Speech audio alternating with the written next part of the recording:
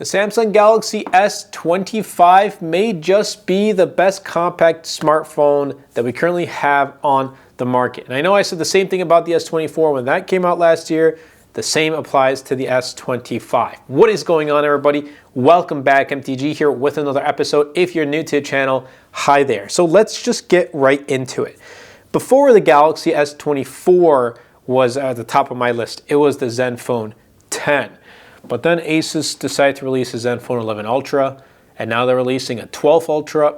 I don't know who asked for it, but they're not my favorite compact flagship anymore because they're not compact.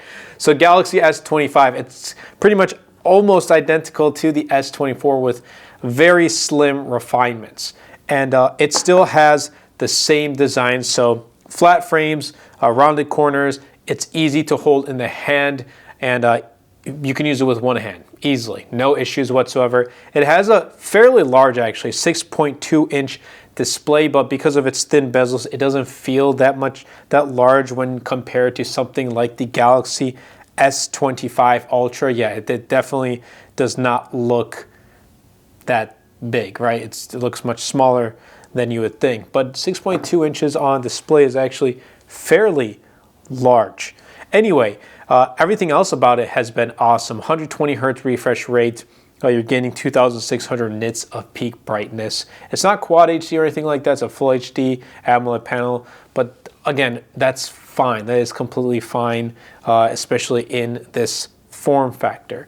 But yeah, it's easy to carry. I think that's the important thing about form factor. Easy to carry. It doesn't really stick out when it's in your pocket or anything like that. It doesn't really take up too much space, so that's a huge plus. One is going to be the form factor. The software and the performance is also top notch. Like, Samsung did not cut any corners just because this is the smallest of the S25 series.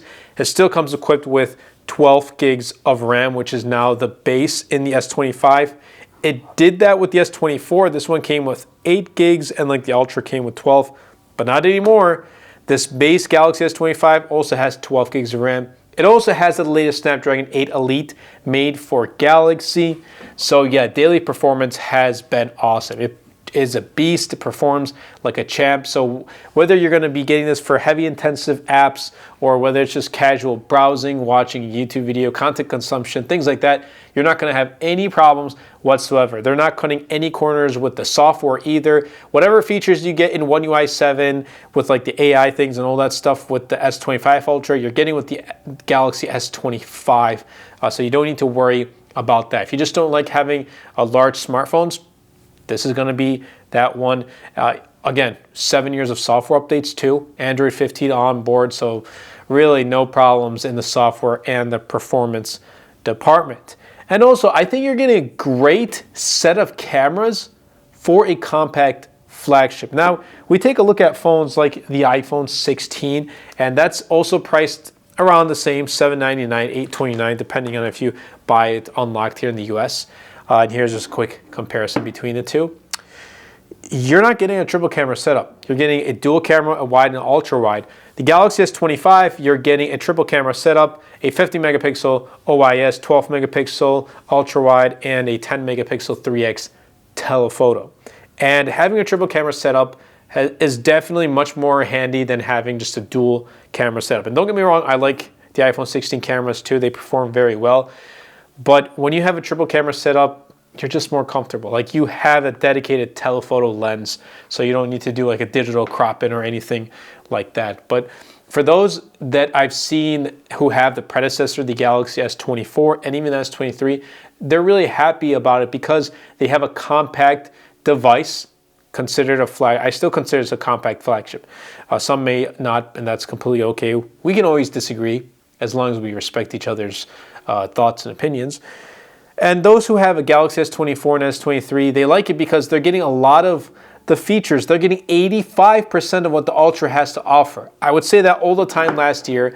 The Galaxy S24 offers 85% of the Galaxy S24 Ultra. And I think the same thing applies for this year. The Galaxy S25 offers 85% of what the Galaxy S25 Ultra has to offer. So it really does come down to user preference. Do you prefer a compact device like the Galaxy S25, or do you want to go all in and all out on the Ultra model? That is completely up to you, but I think there's going to be a lot more smartphones that come out in 2025 within this category, within this like quote unquote compact flagship category. We're going to get the iPhone 17.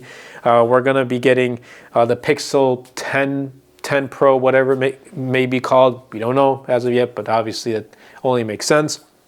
And I know there's a bunch of other smartphones that are coming out. We're hearing like a OnePlus 13 mini. That would be phenomenal.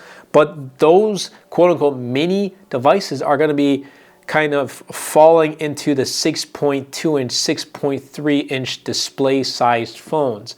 I don't really see that as a mini. I guess it's more of a compact. And for that to happen, you really have to shrink the bezels, and Samsung has done just that. It has very, very thin bezels, so kudos to Samsung, good job. I like the design of the Galaxy S25.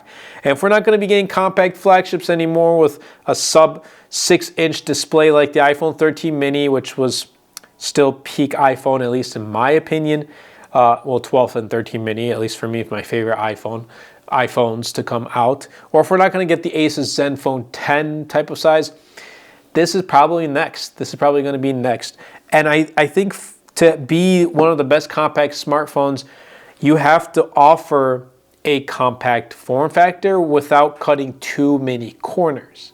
You can have a flagship chipset, but they'll have garbage cameras, or vice versa. They'll have great cameras, but they may not have the best performance. They may not put in the latest Snapdragon 8 Elite chipset, whatever it may be. But I think Samsung has done pretty good with the Galaxy S25. And if you're wondering, should I get it if I have the S24? That's a whole different, that's going to be for my comparison video. And just to answer quickly, no, you shouldn't get the S25 if you have the S24. But if you are out in the market, which I know a lot of people right now are looking for a brand new phone, they don't have the predecessor, this is going to be a pretty good buy. I know it's going to sell very well. If I was out in the market looking for a new compact, quote unquote compact, that does 85% of what the S25 Ultra does, it's going to be this one, the Galaxy S25. I hope you guys did enjoy this video. If you did, definitely be sure to superman a like button, comment down below, and best of all, share this video because it really does help out the channel out a lot. It will help push my content out to more people. Links for the S25, for the S25 cases, for the Ultra Human Ring Air that I wear in every single video, for the Galaxy Watch Ultra, Galaxy Buds 3 Pros. This is the headphones that I'm using right now with my S25 Ultra. Phenomenal, by the way. I'll be leaving links in the description down below, and also other links to my wallpaper packs. This one I have not released, but if you want to see it, let me know in the comments down below. And then I have Notion wallpaper, or not wallpaper, but Notion templates that I use on the daily. I use Notion every single day to track my work here on YouTube and my MTG Productions business, as well as my other channels and my other side projects. It's been a huge help. Thank you all so much for the support. It's been a tremendous time so far with the S25 series. It's also been a tremendous time sharing each and every one of these videos with you all. Thank you so much, and I'll catch you guys in the next video.